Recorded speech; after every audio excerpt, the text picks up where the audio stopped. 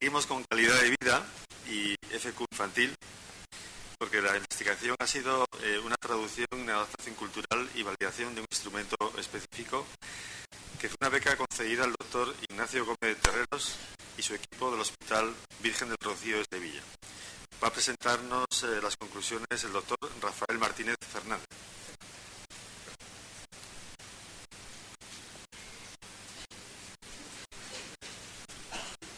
Hola, buenos días.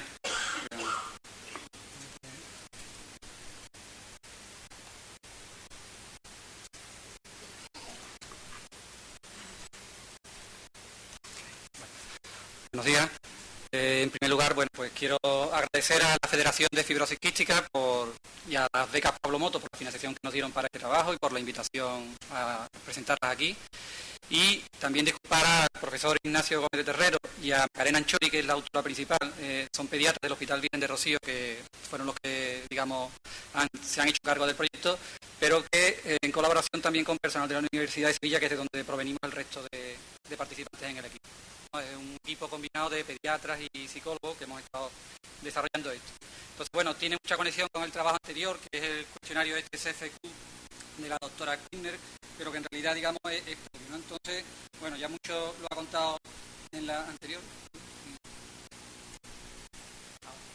Bien, toda la cuestión relacionada con la calidad de vida proviene de la noción de salud, que la definición de salud que dio la OMS en el 48, ¿no? Como un concepto integral que no es simplemente la ausencia de enfermedad, sino que es algo más, es un bienestar que incluye varios aspectos y fundamentalmente pues, el físico, obviamente, el social y el psicológico. Es el bienestar, el estar, digamos, a gusto con tu vida, con tu entorno, con tu relación. Esos tres aspectos obviamente no son independientes, sino que están íntimamente relacionados, ¿no? El bienestar psicológico afecta al bienestar físico, el físico al social, y por tanto son completamente interdependientes. En nuestro caso, nos concentramos en el aspecto psicológico, en la medida que es un poco la primera percepción que tiene la persona, ¿no? Con respecto a la enfermedad. Digamos, el aspecto físico obviamente es en el caso de las enfermedades el básico, digamos, el que hay que atacar, pero el sujeto, la persona, lo que percibe es cómo es su bienestar personal, cómo es su bienestar subjetivo. Entonces, desde ese punto de vista, pues se viene trabajando, sobre todo desde los años 90, en medidas de la calidad de vida relacionadas con la salud, mediante cuestionarios fundamentalmente, y mediante lo que se llaman Patient Reported Outcomes, que son que el propio paciente informe de cómo se siente, ¿no? Aparte de cómo funciona el medicamento, de cómo, digamos, lo percibe el propio paciente. En ese caso, pues, bueno, pues se ha venido cada vez utilizando más y lo más reciente son las recomendaciones de la FDA, que es la agencia americana que aprueba los medicamentos, en la que se dan unas recomendaciones en el 2009 precisamente sobre este tipo de medidas, los PRO, ¿no? Y en el sentido de que los cuestionarios que se utilizan pues tienen que cumplir una serie de condiciones técnicas. Es una cuestión simplemente de que preguntar, pero que la pregunta no esté bien formulada o que la pregunta, digamos, provoque algún tipo de respuesta inducida, pues al final la información que obtenemos no va a ser útil y es lo que hace que los cuestionarios en muchos casos acaben siendo desechados. Entonces la cuestión es utilizar este tipo de medidas, pero hay que utilizarla con un cierto tipo de garantía. En concreto, la FDA pues recomienda 3 aspectos que deben cumplir estos cuestionarios. Uno son aspectos técnicos, pero se pueden explicar sencillamente, que son la fiabilidad, la validez y la sensibilidad al cambio. La fiabilidad lo que quiere decir es que cuando preguntamos, las respuestas que nos den tienen que ser consistentes, tienen que ser estables en el tiempo, no puede ser una cuestión que es simplemente aleatoria, que contesten simplemente lo primero que se le venga a la cabeza, sino que realmente refleje su estado, su bienestar realmente percibido. Eso con respecto a la fiabilidad, que sea estable. Hay distintas maneras de medirlo. Habitualmente lo que se hace con un cuestionario es ver si las respuestas que se dan a las distintas preguntas son coherentes entre sí. Porque lo contrario de la fiabilidad es que cada pregunta, digamos, nos diga una cosa completamente distinta. Entonces no hace referencia precisamente a lo que queremos medir. Y muy relacionado con esto, con la fiabilidad, pues está la validez. Así que el cuestionario realmente refleje el concepto que queremos medir, que en este caso es calidad de vida. Junto a esto, el tercer elemento que es relevante precisamente en el ámbito clínico es que los cuestionarios estén diseñados y tengan unas características técnicas que permitan ser sensibles al cambio, es decir, que detecten cambios en la calidad de vida de forma sensible. De nuevo depende mucho de cómo esté construido, cómo esté de alguna manera elaborado. Y a partir de ahí, pues este tipo de medidas se están utilizando cada vez más, lo he comentado en la ponencia anterior, pues para diferenciar entre los distintos grupos de pacientes, para ver cómo van percibiendo los tratamientos, cómo van evolucionando, comparar distintas opciones, porque por un lado está cómo afecta al problema físico que tienen los pacientes, pero por otro lado es cómo de alguna manera lo manifiestan, lo perciben los propios pacientes, ¿no? Si dos medicamentos tienen la misma efectividad física, pero en un caso produce mayor bienestar para el paciente, nos va a permitir un poco optar entre estas distintas opciones. También para estudios longitudinales, el ejemplo anterior es uno de ellos, se ha hecho seguimiento y ya cada vez más en ensayos clínicos, es decir, junto con la prueba de medicamentos, la FDA, pues estas medidas las está utilizando precisamente para no solo probar la eficacia física de los tratamientos, sino para ver un poco cómo los pacientes, de alguna manera, su bienestar mejora en función de esto. En concreto, algunas de las escalas en Estados Unidos del cuestionario que estamos hablando, del CFQ, se están utilizando ya para probar algunos de los medicamentos. Bien. Bueno, entonces, el cuestionario en el que nosotros nos concentramos es, obviamente, un cuestionario específico. Los cuestionarios de calidad de vida se pueden referir en general, pero después hay cuestionarios de calidad de vida que están relacionados con enfermedades específicas. Y esto es lo que ocurre con la fibrosis quística, porque los problemas están asociados a los síntomas de estos pacientes. En concreto, bueno, se ha comentado antes, el cuestionario original es de una profesora francesa, de Henry, Bernadette Henry. Lo empezó a hacer en el 95, aunque no publicó un poco la validación del cuestionario hasta el 2003, ¿no? En ese proceso entró en contacto con la profesora Quinner, que es la profesora de la Universidad de Miami que se ha comentado antes, y lo que esta profesora hizo fue una adaptación, por eso se le llama CFQR, del cuestionario. Curiosamente, la autora original, Henry y Quinner, lo publicaron a la vez en el 2003, los primeros estudios. Entonces, teníamos la versión original francesa, que es la que en principio nosotros utilizamos, por ser un poco por la cercanía cultural, ¿no? En principio, con respecto a Estados Unidos, entendíamos que era un poco más ajena a nosotros. Entonces, bueno, pues este cuestionario es un cuestionario específico que mide calidad de vida relacionada con la salud, es decir, tiene que ver con los síntomas de los pacientes de fibrosis quística. Es un cuestionario que se llama multidimensional, que lo que quiere decir es que mide distintas dimensiones. Se ha explicado antes, la calidad de vida es un concepto que no se puede ver una sola cosa, sino que afecta muchas cuestiones. Y es un cuestionario que se denomina autoadministrado, que lo que quiere decir que es el propio paciente el que lo contesta, el que lo rellena, ¿no? Es un cuestionario por escrito y, bueno, pues es lo que se le llama en el ámbito de las encuestas, pues escalas tipo Likert, que lo que se hace es una graduación, ¿de acuerdo? Se ponen afirmaciones, por ejemplo, pues soy capaz de subir las escaleras tan rápido como los demás. Entonces el niño nos tiene que decir si está de acuerdo o no con esa frase, ¿no? No tiene que graduar de 1 a 4. Eso se llama escalas tipo Likert, autoadministrado. Ahí, digamos, hay una diferencia, digamos, con los niños más pequeños, que no pueden leer, no entienden bien las preguntas, es lo que hay que leerle el cuestionario. Entonces, en este caso, se utilizan unas tarjetas de colores para que entienda un poquito y para que el niño, pues, nos explique un poquito cómo se siente, cuál es su percepción de su bienestar. Hay distintas versiones, antes ha comentado la compañera que eran 4, en realidad 4 son la versión que adaptó Quinner, la doctora Quinner. En la versión francesa solo había 3, era para adultos y adolescentes mayores de 14 años, que es el CFQ propiamente dicho, y después la versión, digamos, pediátrica, que sería para niños menores de 14 años, que se llama CFQ-C, por la inicial de niño en inglés, children, y para los padres de los niños, para los proxy, es decir, para los familiares, ¿no? Para niños menores de 14 años, que se llama CFQ-C.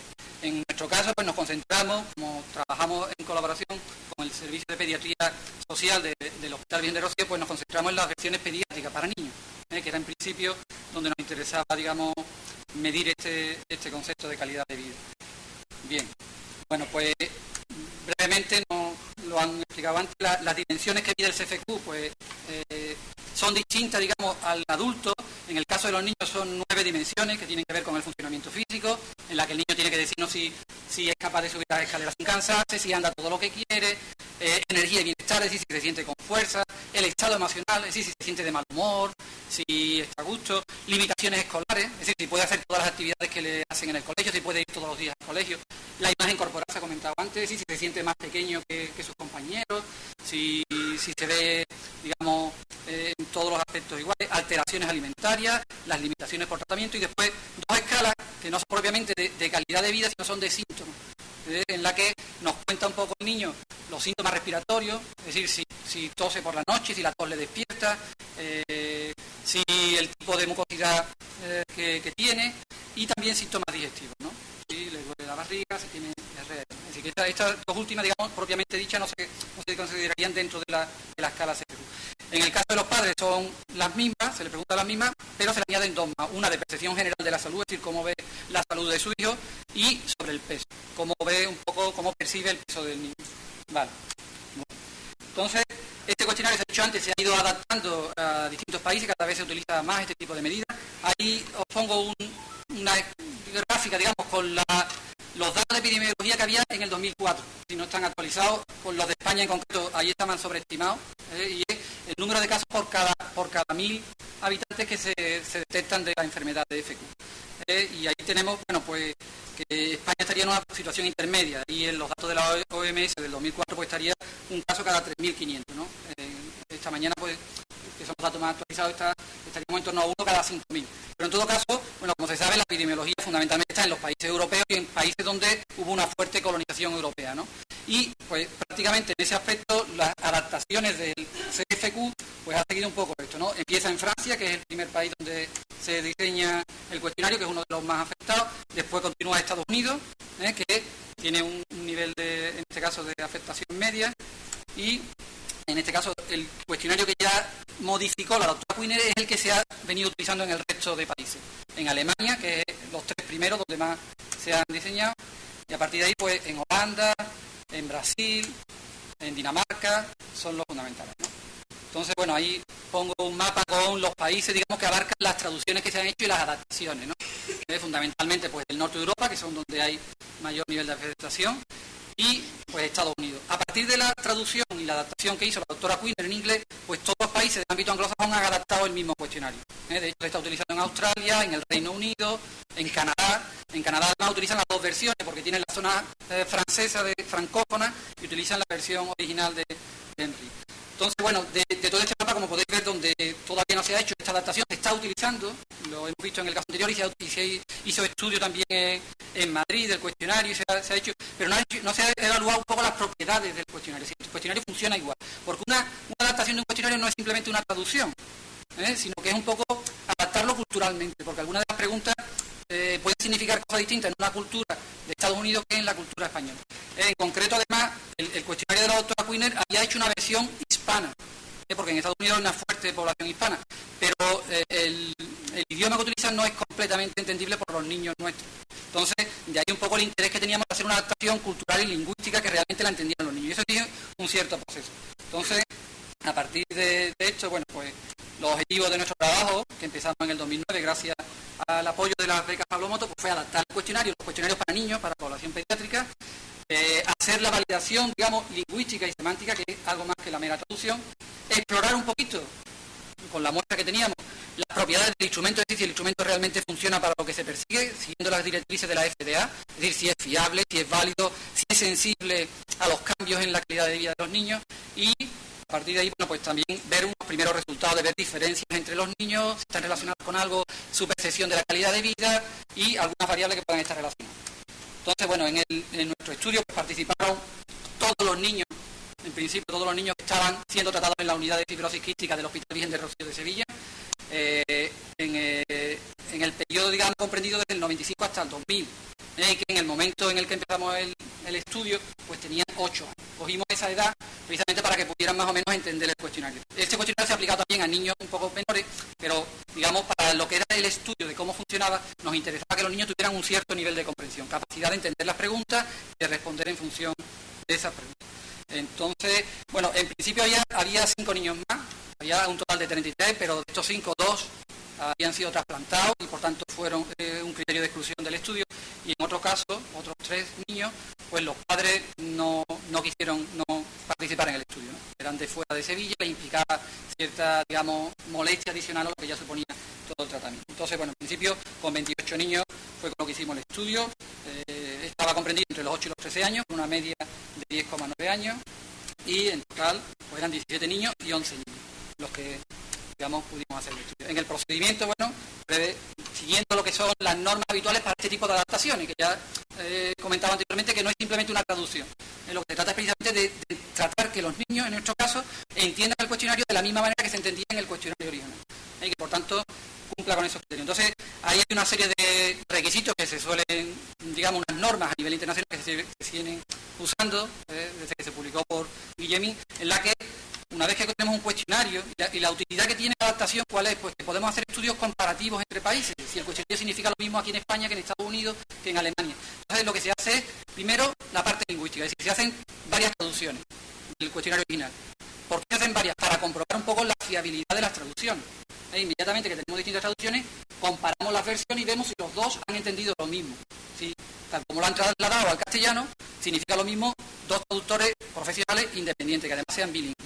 Entonces, una vez que se hacen las traducciones, el equipo del proyecto, pues nos reunimos, revisamos las discrepancias y valoramos un poco en qué medida había una interpretación unívoca de lo que estaban preguntándose en el cuestionario original francés.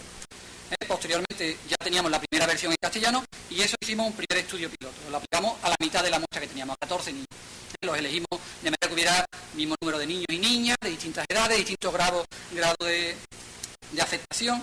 Y lo que nos interesaba no es tanto los resultados, sino cómo se aplicaba el cuestionario. Por ejemplo, el tiempo que se duraba en contestar, entre 15 y 20 minutos, es decir, que fuera factible, que no se pusiera mucha carga adicional, y sobre todo cómo habían entendido las preguntas. Es decir, que una vez que hacían el cuestionario, pues le hacíamos lo que llamamos entrevistas cognitivas, entrevistas de comprensión, sobre todo con los niños. Es decir, las palabras más raras, en qué medida pues les suponía dificultades, qué otras palabras podrían significar lo mismo para ellos, porque lo que nos interesa es esa adaptación al paciente que lo tiene que contestar en un futuro. A partir de ahí, pues revisamos, corregimos el cuestionario, hicimos una segunda versión ya con las aportaciones que nos habían hecho estos primeros niños y sus padres. Esa segunda versión la aplicamos a la otra mitad de la muestra, a los 14 niños restantes, y después, siguiendo estas normas internacionales, lo que se hace es, una vez que tiene ese cuestionario más o menos definitivo, lo vuelves a traducir al francés. De tal manera que lo que hace es dos traducciones independientes para ver si realmente la traducción al castellano y la vuelta al francés nos da el mismo cuestionario original. Y vuelves a comparar, ¿para qué? Todas las comparaciones, sobre todo para garantizar que estamos midiendo exactamente lo mismo que allí y que se está entendiendo de la misma manera, ¿no? Esta última parte, que es donde nos encontramos ahora en el proyecto, pues se ha contactado con el equipo francés para que revise el cuestionario original, y aquí es donde hemos tenido un problema en el proyecto, porque el equipo original pues ha desaparecido. La doctora Henry y sus colaboradores ya no siguen en este proyecto, y aunque le hemos pedido su colaboración para que valorara el cuestionario y nos habéis traducido, pues ella ha declinado y nos ha orientado al equipo de la doctora Quinner, que es con quien estamos ahora trabajando, ¿no? Entonces estamos un poco readaptando al formato del cuestionario americano. Pero ya definitivamente, digamos, del proyecto podemos decir que ya tenemos la versión pretén, una versión que podríamos aplicar a gran escala a la población pediátrica con fibrosis quística. Entonces, bueno, por contar ya los resultados del trabajo con los niños que hemos trabajado, es decir, por tanto estos resultados son válidos un poco para la población que hemos abarcado, que es lo que llamamos Andalucía Occidental. En la unidad de fibrosis quística del Hospital Virgen de Rocío de Sevilla, pues atiende no solo a la provincia de Sevilla, pero también a Cádiz y Huelva, ¿no? Entonces todos los niños que están allí asignados, pues están, digamos, incorporados aquí, excepto los 5 que comenté antes. Entonces, bueno, en general, ahí tenemos la traducción directa, la del francés al castellano, y después la inversa. En todos los casos, las dos traducciones independientes, podemos garantizar que dicen lo mismo. En general, hemos diferenciado 3 niveles de equivalencia, digamos, cuando los dos traductores habían traducido exactamente lo mismo. Entonces ahí no había duda, si la interpretación era unívoca. Otro grupo sería cuando decían cosas parecidas, es decir, que significan lo mismo, pero lo habían expresado de forma distinta. Que eso es, en el primer caso, más habitual, porque lo normal es que el lenguaje se pueda expresar de muchas maneras la misma idea. Entonces ahí había un poco, eran equivalentes, pero no eran exactamente iguales. Entonces ahí el equipo tenía un poco que decidir cuál de las distintas traducciones era la más adecuada para nuestra población, para el ámbito del que lo queríamos. Y después otro grupo en el que, bueno, pues eran preguntas que las dos traducciones habían dicho cosas distintas. Habían dicho porque no habían incluido, habían interpretado de forma distinta. Entonces, bueno, pues estas sí que requerían un poco de más revisión. En el caso de la traducción inicial de francés al castellano, pues excepto dos preguntas que hubo en el caso de los niños que no fueron exactamente iguales, que se habían interpretado mal, ahí nos pusimos en contacto con la doctora Henry y nos aclaró un poco la interpretación y pudimos un poco resolver ese problema. Pero en el caso de los padres y en el caso de la inversión de la traducción al francés, pues ya todas las preguntas del cuestionario se pueden considerar equivalentes en las traducciones hechas. De las entrevistas cognitivas, cuando se les preguntaban a los niños, bueno, cómo habían contestado al cuestionario, qué preguntas habían entendido mal. En la primera tanda que hicimos con los primeros 14 niños salieron 6 preguntas con problemas que corregimos en función de las explicaciones que nos dieron los niños, y en la segunda tanda pues otras 4 preguntas. Con lo cual pudimos ir un poco adaptando el cuestionario. En el caso de los padres, pues en la primera también salieron 6 preguntas, y en la segunda tanda pues ya solamente 2. Y gracias a eso pues pudimos un poco matizar las palabras que se utilizaban, la forma de expresarlas, para que la entendieran bien. Después se le pedía también qué aspectos veían que el cuestionario no contemplaba, ¿no? O que no quedaban claros. Y estas fueron un poco las cuestiones que nos contaron sobre todo los niños, ¿no? Pues que no reflejaba problemas con los amigos o problemas con los profesores, que nos habían relatado que a veces los profesores no comprendían cuando tenían este tipo de enfermedad que tenían de especial. También nos relataban los niños que no reflejaba a veces la preocupación que los padres o hermanos tenían con ellos, que el cuestionario no lo medía, o las molestias que implicaba el desplazamiento al hospital, que tenían que ir para los tratamientos, para la fisioterapia.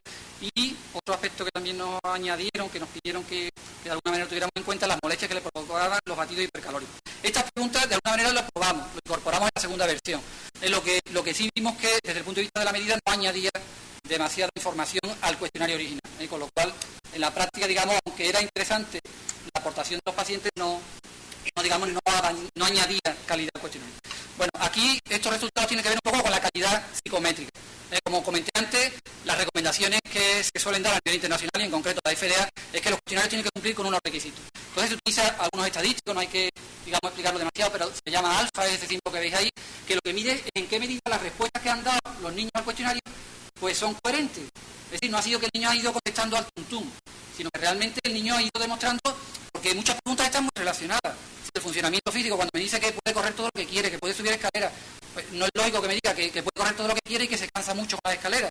Así que los niños que realmente tengan problemas en su funcionamiento físico lo tendrán en todos los aspectos, y los que no, pues en todos los aspectos demostrarán calidad de vida. Entonces, bueno, ahí se suele utilizar una escala de 0 a 1, que es lo que mide este alfa, y el nivel de corte suele ser de 0,7 para arriba. Una escala en la que el nivel de consistencia, de coherencia de 0,9 para arriba ya es bastante bueno, porque ya está prácticamente cercano al 1, ¿no? Que sería perfecta, fiabilidad total. Entonces, en la primera tanda el nivel fue de 0,82, en el caso de los niños de 0,80, en el caso de los padres. Una vez que lo corregimos, en la segunda versión ya podemos superar esa barrera, ¿no? Del 0,9, es decir, que es un cuestionario que funciona bastante bien en el aspecto psicométrico. Otro aspecto que se mira de cara a la validez y a la fiabilidad de los cuestionarios es la comparación cuando utilizan, en este caso, con población pediátrica, la respuesta de los niños y la respuesta de los padres.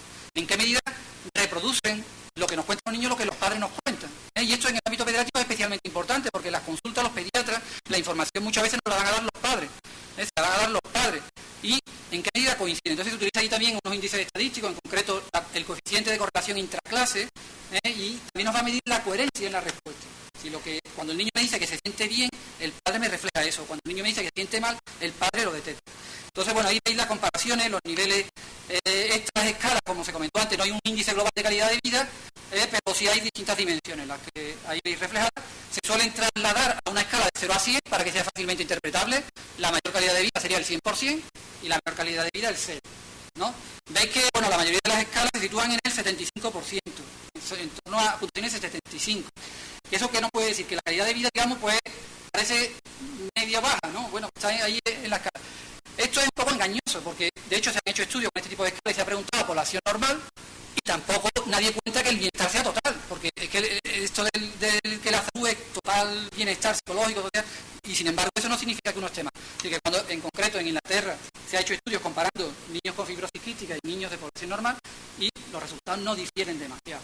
Es que en concreto está más o menos en términos normales. La comparación de los padres y de los hijos es prácticamente muy parecida, excepto en algunos aspectos. Por ejemplo, en los síntomas digestivos, los padres nos cuentan que los niños están mejor que lo que nos cuentan los niños. Los niños se sienten peor con respecto a los síntomas digestivos que lo que nos cuentan los padres. Lo mismo ocurre con las limitaciones socioescolares, ¿no? ¿Cómo le va en el colegio? Pues el padre dice, le va muy bien. El niño, sin embargo, se detecta un poquito peor. Eso más o menos es lo que ocurre. Y después, cuando comparamos la respuesta de padres con sus hijos, en concreto, pues vemos 5 aspectos en los que no coinciden, en los que hay discrepancia, que no es significativo, que un padre nos puede decir que el niño se siente muy bien, que sin embargo el niño nos está diciendo que se siente mal en ese punto.